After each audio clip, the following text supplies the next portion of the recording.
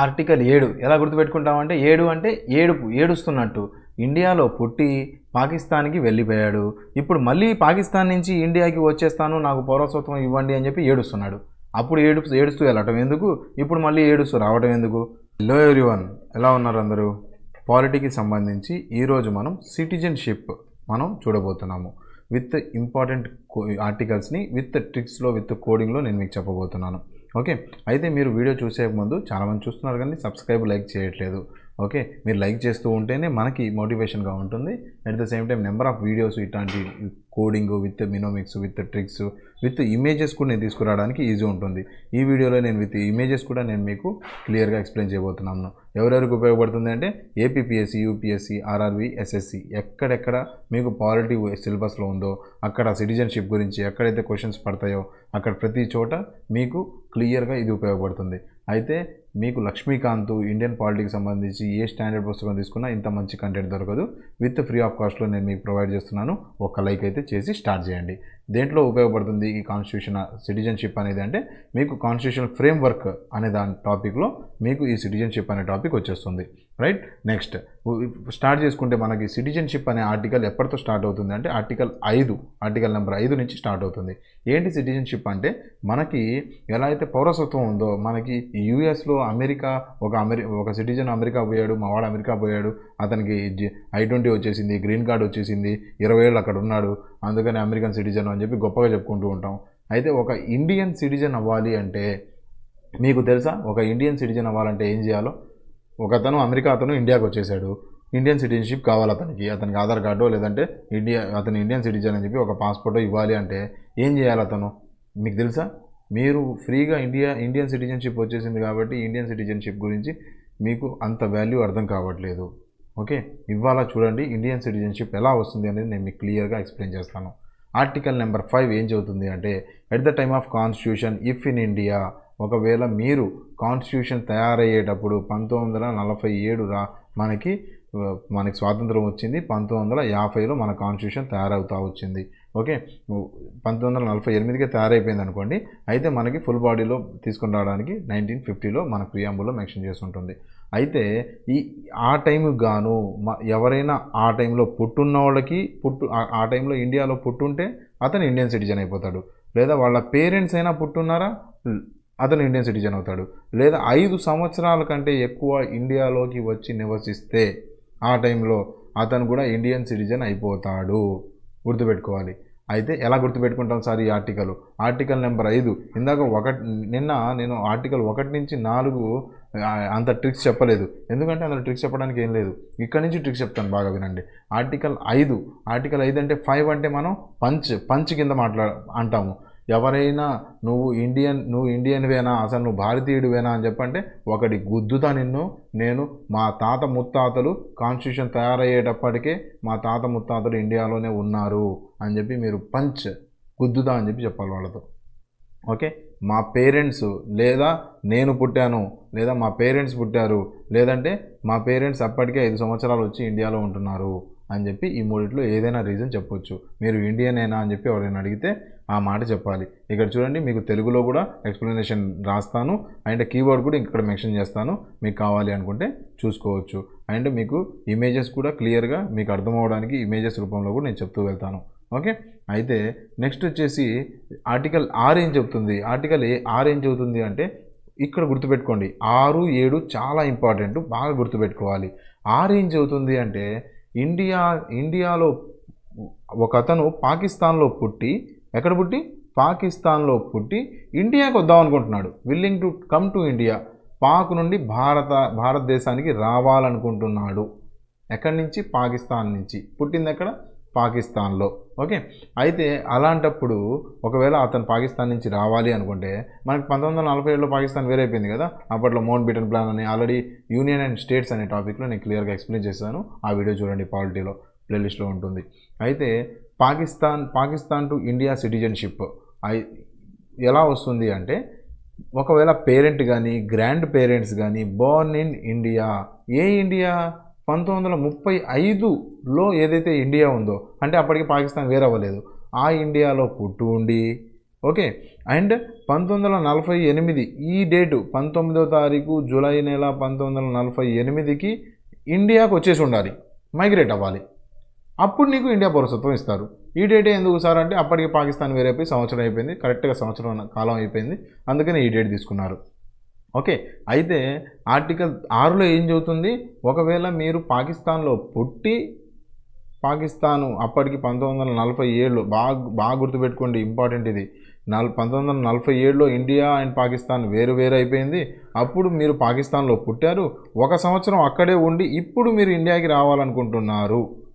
అయితే ఆర్టికల్ 6 అనేది ఉపయోగించుకొని 1948 సంవత్సరం టైం ఇచ్చారు మీకు. 47 నుంచి 48 సంవత్సరం టైం ఇచ్చారు. మీరు రాగలిగితే వచ్చేయండి, నేను మీకు పౌరసత్వం ఇస్తాను. ఒకవేళ ఆఫ్టర్ దెన్ 1948 తర్వాత మీరు మైగ్రేట్ అవుతున్నారనుకోండి, ఈ సంవత్సరం లోపు మీరు వచ్చేస్తే హ్యాపీ, మీకు పౌరసత్వం ఇచ్చేస్తారు. సంవత్సరం తర్వాత మీరు రావాలనుకున్నారనుకోండి, టైం అయిపోయింది. వచ్చి 6 నెలలు ఇక్కడ ఉండి దాని తర్వాత ఒక ఆఫీసర్ దగ్గరికి వెళ్ళి, గవర్నమెంట్ ఒక ఆఫీసర్ని అపాయింట్ చేస్తుంది, సిటిజన్షిప్ ఆఫీసర్ అని, అతని దగ్గరికి వెళ్ళి సైన్ పెట్టించుకొని రావాలి. ఓకే.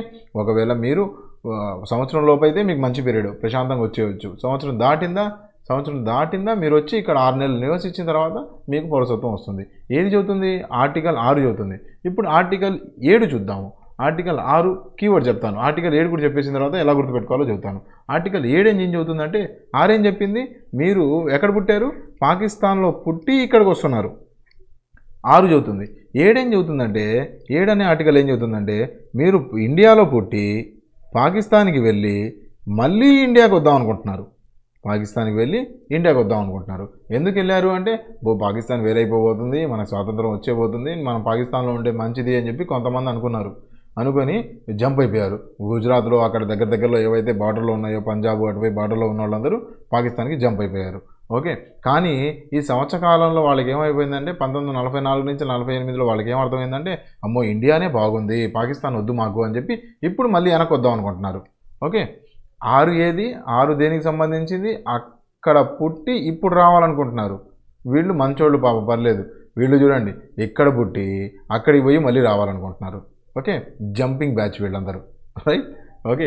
ఏ పార్టీ ఉంటే ఆ పార్టీ వైపు మొగ్గు చూపుతారంటారు చూసారా, అట్లాంటి బ్యాచ్ వీళ్ళందరూ. సో ఒకవేళ ఇక్కడ పుట్టి అక్కడికి వెళ్ళి మళ్ళీ ఇక్కడ రావాలంటే ఏం చేయాలి, వీళ్ళు ఎలాంటి జాతి, వీళ్ళు 1944 ఎప్పుడైతే మనకి ఈ 1944 తర్వాత దానికి ముందు మైగ్రేట్ అయిపోయి 1944 తర్వాత మైగ్రేట్ అయిపోయి 1948 లోపల వచ్చేసారా, ఓకే హ్యాపీ. ఎవరైనా 1948 అయితే వచ్చేసారా, హ్యాపీ. ఒకవేళ రాకపోతే వాళ్ళకు కూడా సిటిజన్షిప్ ఇవ్వరు, no citizenship. If want then come before 1948. 1948 లోపలే కావాలంటే మీకు కావాలంటే 1948కి ముందే రండి, లేదంటే రాకండి. నేను చాలా జనరల్ వర్డ్స్తో రాశాను ఈ పీపీటీ. ఓకే. హయ్యర్ అఫీషియల్ లాంగ్వేజెస్తో ఫుల్ ఇంగ్లీష్ వాడేసి రాసేసేయచ్చు మెటీరియల్ కావాలి అంటే. కానీ ఏం చేసుకోవడానికి మీకు అర్థం అవ్వాలి కదా, నేనేం పుస్తకం ప్రచురించి బయటకి పబ్లిష్ చేయట్లేదు, మీకు అర్థమయ్యేలా నేను క్లాస్ చెప్పాలి కాబట్టి సింపుల్ వర్డ్స్తో, నార్మల్గా మనం మాట్లాడుకునే వర్డ్స్తో మీకు పీపీటీ రాసిచ్చాను. Okay, right. సో దీని గురించి ఇది. ఇప్పుడు గుర్తుపెట్టుకోవడానికి ఎలా సార్, మాకు గుర్తుపెట్టుకోవడానికి సార్ కావాల్సింది ఇదంతా మాకు ఎందుకు సార్ అని చెప్పంటారా. 6 ఏంటంటే 6 అంటే మనం వాడే కీవర్డ్ 6 బయట. 6 అంటే 6 బయట. మనం 6 బయట కూర్చొని పాకిస్తాన్ ఎక్కడ ఉంటుందండి, మన ఇండియాకి 6 బయటే కదా, బయటే ఉంటుంది కదా, మన బయట పక్కనే 6 బయట. మన ఇల్లు ఏదైతే ఇండియా ఇల్లు అయితే పాకిస్తాన్ 6 మన 6లా ఉంటుంది. ఇంట్లో 6 బయట ఉంటుంది కదా, అలానే ఉంటుంది. అయితే ఎవరైతే పాకిస్తాన్లో ఉన్నారో 6 బయట ఉన్నారో వాళ్ళు రావడానికి ఆర్టికల్ 6 వాడుకోవాలి. 1944 తర్వాత ఎవరైనా మైగ్రేట్ అయ్యారు అంటే వాళ్ళకి ఇండియన్ సిటిజన్షిప్ పోయినట్టే. ఎప్పటిలో రావాలి, 1948 లోపల మళ్ళీ తిరిగి వచ్చేసేయాలి, లేదంటే ఏడుస్తూ కూర్చోవటమే. ఇలా గుర్తుపెట్టుకోవచ్చు. ఓకే, నెక్స్ట్ వచ్చేసి మనకి ఆర్టికల్ 8 ఏం చెబుతుందో చూడండి. ఇప్పుడు పాకిస్తాన్ గొడవ అయిపోయిందండి.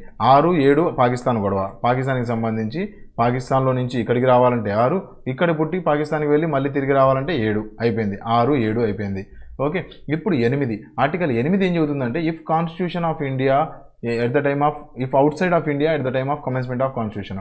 పాకిస్తానే కాదు, ప్రపంచం మొత్తంలో ఇండియాలో పాకిస్తాన్కి సంబంధించే కాకుండా 6, 7 పాకిస్తాన్ గురించి మాట్లాడుకున్నాం.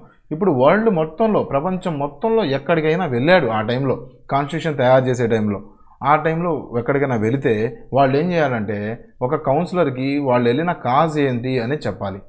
ఆ కౌన్సిలర్కి కాజ్ చెప్పి అతను సమ్మతిస్తే వాళ్ళకి సిటిజన్షిప్ వస్తుంది. ఎప్పుడు అతను కానీ వాళ్ళ పేరెంట్స్ కానీ గ్రాండ్ పేరెంట్స్ కానీ ఇండియాలోనే పుట్టారు అని చెప్పి ప్రూవ్ చేసుకొని దాని తర్వాత అతను బయటికి ఎందుకు వెళ్ళాడు అని చెప్పి రీజన్ చెప్తే అప్పుడు అతనికి ఇండియన్ సిటిజన్షిప్ వస్తుంది. అంత టైట్ రూల్స్ ఉంటాయి. 8 అంటే ఏంటి? టైట్. 8 కీవర్డ్ మనం ఏం గుర్తుపెట్టుకుంటాం? 8కి 8 నెంబర్ ఎక్కడొచ్చినా టైట్. అన్ని టైట్ రూల్స్ ఉంటాయి. ఒకవేళ మీరు ప్రపంచం మొత్తం ఏడ తిరిగినా సరే. పాకిస్తాన్లో అయితే ఎన్ని రూల్స్ ఉండవు, ఎందుకంటే పాకిస్తాన్ కూడా మన భూభాగమే గతంలో కాబట్టి అంత పెద్ద రూల్స్ ఉండవు. కానీ బయటికి వేరే కంట్రీస్కి వెళ్ళిపోయాడు అంటే రూల్స్ ఎక్కువ ఉంటాయి.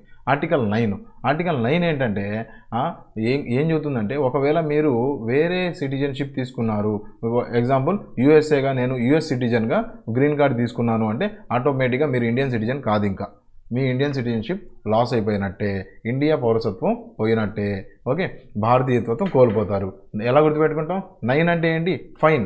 9కి ఎలా గుర్తుపెట్టుకుంటాం? 9 ఎక్కడికి వచ్చినా ఫైన్. నేను ఇక్కడ అమెరికాలో బాగానే ఉన్నాను, నాకు సిటిజన్షిప్ వచ్చింది, నేను ప్రశాంతంగా ఉన్నాను, నాకు ఇండియన్ సిటిజన్షిప్ పోయినా పర్లేదు అని చెప్పి చెబుతున్నాడు. ఇండియన్ సిటిజన్, నేను ఇక్కడ ప్రశాంతంగానే ఉన్నాను బాబు, నాకు సిటిజన్షిప్ అవసరం లేదులే అంటున్నాడు. అలా గుర్తుపెట్టుకోవచ్చు. 9 అంటే ఫైన్. ఓకే, నెక్స్ట్ ఏంటి? సిటిజన్షిప్ యాక్ట్ 10వ ఆర్టికల్ ఏం చెబుతుందంటే all parliament laws applicable even you are not residing in India. ఒకవేళ మీరు అమెరికాలో ఉంటున్నారు, యూఎస్లో ఉంటున్నారు, ఇండియన్ వే చదువుకోవడానికి కానీ ఏదో పని మీద యూఎస్కి వెళ్ళారు, లేదా పాకిస్తాన్కి వెళ్ళారు, లేదా సౌదీకి వెళ్ళారు, ఎక్కడికి వెళ్ళినా ఒకవేళ మీరు ఇండియన్ సిటిజన్ అయితే మీకు ఇండియన్ సిటిజన్కి సంబంధించి ఇండియాలో ఉన్న ఒక సిటిజన్కి ఏవేవైతే రూల్స్ అప్లికబుల్ అవుతాయో ఆ రూల్సే మీకు కూడా అప్లికబుల్ అవుతాయి. నేను బస్ ఎక్కి బయటికి పోతా, బార్డర్ దాటి వెళ్ళిపోతా, నాకు ఇండియా రూల్స్ ఏమి నాకు తెలియవు, నాకు ఇండియా రూల్స్ అప్లికబుల్ అవ్వవు అని చెప్పి కుదరదు. 10 అంటే మనం 10 అంటాము, ఇందులో ఏమంటాం? బస్ అంటాము, 10 అంటాము, 10 అంటే బస్ అంటాము. ఓకే, బస్ ఇలా గుర్తుపెట్టుకోండి. 10ని ఏమంటాం హిందీలో? 10 అంటామా లేదా? 10 అంటే బస్ అని గుర్తుపెట్టుకోండి. బస్ ఎక్కి నేను బయటికి పోతా అంటే కుదరదు, బస్ ఎక్కి బార్డర్ ఎక్కి వెళ్ళిపోతాను అంటే కుదరదు. ఓకే, ఇలా గుర్తుపెట్టుకోండి. 10 ఎక్కడ కనిపించినా మనం బస్తో లింక్ చేసుకుంటాం. బస్సులో ప్రయాణం చేస్తూ అది చూసాం ఇది చూసాం అని చెప్పి మాట్లాడుకుంటూ ఉంటాం. ఇలా ఇక్కడ కూడా బస్ ఎక్కి మీరు వేరే కంట్రీ దాటంలోనే ఏమవ్వదు, అక్కడ అప్లికబుల్ అవుతాయి. Next, parliament empower to amend or remove citizenship rules any time. పార్లమెంట్ తనకి ఇష్టం వచ్చినట్టు ఎప్పుడు కావాలంటే అప్పుడు అమెండ్ చేసుకుంటుంది, లేదంటే నీ సిటిజన్ని లాక్కుంటుంది. కావాలంటే నీ సిటిజన్షిప్ని, ఇప్పుడు విజయమాల ఉన్నాడండి, ఇక్కడ మోసం చేసి బయటికి వెళ్ళిపోయాడు అంటే ఇప్పుడు ఏమవుతుంది? అతని సిటిజన్షిప్ తీసుకోవచ్చా? పార్లమెంట్ కావాలంటే ఒక బిల్ పాస్ చేసి తీసేసుకోవచ్చు. ఓకే, అలా. ఓకే, ఎలా గుర్తుపెట్టుకుంటాము? 11 అంటే 2 కాళ్ళు, మన 2 కాళ్ళు 11 షేప్లో ఉంటాయి, లేదా మన 2 చేతులు 11 షేప్లో ఉంటాయి. ఇలా అయినా గుర్తుపెట్టుకోవచ్చు, 2 కాళ్ళు కానీ 2 చేతులు కానీ. ఓకే, 11 షేప్లో ఉంటాయి, అలా గుర్తుపెట్టుకుంటాము. అయితే కీవర్డ్ ఏంటి అంటే మన పౌరసత్వాన్ని 2 చేతులు పట్టుకొని గట్టిగా లాక్కుంటున్నాయి. చూడండి, మన గవర్నమెంట్ నా పౌరసత్వాన్ని కావాలంటే లాక్కుంటుంది. ఓకే, నీ పౌరసత్వాన్ని కావాలంటే 2 చేతులు పట్టుకొని లాక్కుంటుంది. రైట్, గుర్తుపెట్టుకోవాలి. ఇలా సింపుల్. మీకు ఆర్టికల్ దీనికి మీరు మీ సిటిజన్షిప్ పార్లమెంటు లాక్కుంటుంది అని చెప్పి ఏ ఆర్టికల్ చెబుతుంది అని చెప్పి ఆర్టికల్ 10, 9, 8, 11 ఇచ్చేస్తాడు.